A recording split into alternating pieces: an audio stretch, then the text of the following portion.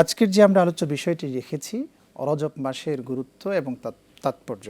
আপনার থেকে প্রথমেই যে প্রশ্নটি দিয়ে শুরু করতে চাই যে রজব শব্দের অর্থ কি, রজব কাকে বলে এবং এই রজব মাস কেন মুমিনের জীবনে এত গুরুত্বপূর্ণ? আলহামদুলিল্লাহ ওয়াসসালাতু ওয়াসসালামু আলা রাসূলিল্লাহ ওয়া আলা আলিহি ওয়া সাহবিহি আজমাইন, আম্মা বা'দ। আল্লাহ সুবহানাহু ওয়া তাআলা অনেক মেহেরবানি যে তিনি আমাদের জন্য পুরো বছরকে ভাগ করে দিয়েছেন। তিনি বলেছেন যে আউযু বিল্লাহি মিনাশ শাইতানির রাজিম, সূরা তাওবা, ইন আইদ্দাতাশ শুহুরি ইনদাল্লাহি 12 শাহরান ফি কিতাবিল্লাহ ইয়াওমা খালাকাস সামাওয়াতি ওয়াল আরদ মিনহা আরবাআতুন হুরুম যালিকা দীনুল কাইয়্যিম ফালা তাযলিমু ফীহিন্না আহাদান ফালা তাযলিমু ফীহিন্না আনফুসাকুম। তো আল্লাহ সুবহানাহু ওয়া তাআলা এখানে ঘোষণা করেছেন যে আল্লাহ তাআলার কাছে বছর হলো 12 মাসে। তো এই 12 মাস এটা আল্লাহ তাআলার কিতাবে লেখা, তার মানে পূর্ব নির্ধারিত, নতুন কোনো ঘটনা না। জি। এবং এটা হচ্ছে যে এর মধ্যে 4টা হলো হারাম মাস। তো হারাম মানে হারামের 2টা অর্থ, একটা হচ্ছে সম্মানিত, একটা হচ্ছে নিষিদ্ধ। তো এখানে এই মাসগুলোকে আমরা 2 অর্থে ব্যবহার করতে পারি। মাসগুলো খুবই সম্মানিত, সম্মানের সাথে নিষিদ্ধের সম্পর্ক আছে। মানে মাসগুলো সম্মানিত, এই জন্য এই মাসগুলোতে খারাপ কাজ করা নিষেধ। তার মানে অন্য সময়ও যে খারাপ কাজগুলো করা যায় না, সেগুলো এই সময় আরও কঠিনভাবে নিষেধ। জি।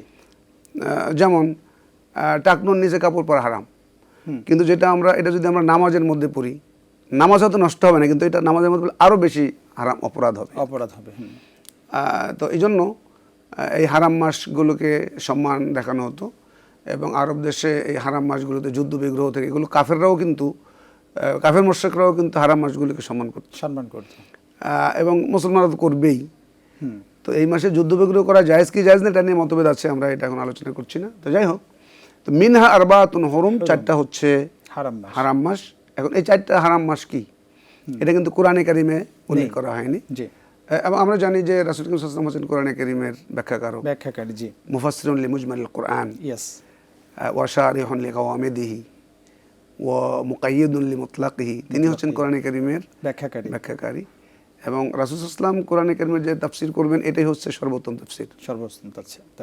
তো অসংখ্য সহিহ হাদিসে আছে বিভিন্ন riwayate যে এই হারাম মাস হচ্ছে 4টি মাস। 3টা হচ্ছে পরপর 3টা, এটা হচ্ছে যুলকাদ, জিলহজ এবং মুহররম।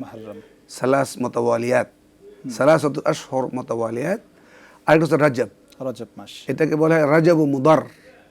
মানে আরবের মধ্যে মুদার একটা গোত্র আছে, তারা এই রজব মাসকে হারাম মাস মনে করত। আরেকটা গোত্র আছে রবিয়া গোত্র, তারা মনে করত যে এই রজব, তারা মনে করত রমজান মাসকে, তারা রমজান মাসকেই মনে করতো যে রজব মাস।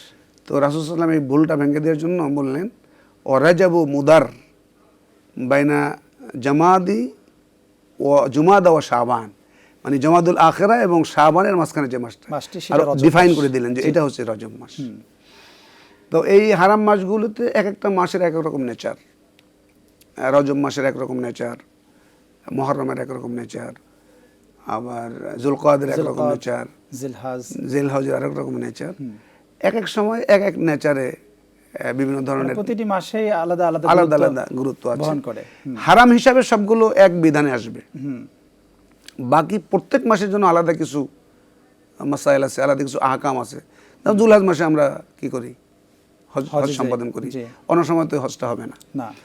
মুহররম মাসে রোজা রাখি আমরা, ওখানে 9 এবং 10 তারিখ রোজা রাখা সুন্নাহ। জিলকদ মাসের আলাদা হারাম হিসাবে একটা সম্মান আছে।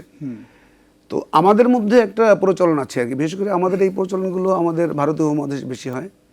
ইসলামের আগমনটা ঘটেছে মক্কাতে, ওহী নাজিল শুরু হয়েছে মক্কাতে। রাসূল সাল্লাল্লাহু আলাইহি ওয়াসাল্লাম বেড়ে উঠেছেন মক্কাতে, জন্ম মক্কাতে, তিনি তার শেষ জীবনটা কাটিয়েছেন মদিনাতে। তো এই মক্কা এবং মদিনার এখনও যারা আছেন, তারা কেউ না কেউ, অনেকেই আছেন যারা বিভিন্ন সাহাবীদের বংশধর। তো মক্কা মদিনাতে কিন্তু আমরা কোরআন এবং হাদিস থেকে ইসলাম নেব, কিন্তু মক্কা মদিনা যেহেতু মাহাবাতুল ওয়াহী নাজিলের জায়গা, রাসূল সাল্লাল্লাহু আলাইহি ওয়াসাল্লামের বিচরণ ক্ষেত্র, তাদের বংশধরদের জায়গা, এই জন্য আমরা ওখানে অনেক সময় দেখি যে, বিশেষ করে বর্তমান সময়ে আমরা দেখি যে সহিহ আমলগুলো হয়। তো আমাদের সাবকন্টিনেন্টে ভারতীয় উপমহাদেশে অনেক সময় দেখা যায় আমরা আবেগে অনেক কাজ করে ফেলি। যেমন এই রজব মাসই দেখেন, রজব মাস আসলে আমরা 27 তারিখে একটা মিলাদের আয়োজন করি আমাদের মসজিদগুলোতে।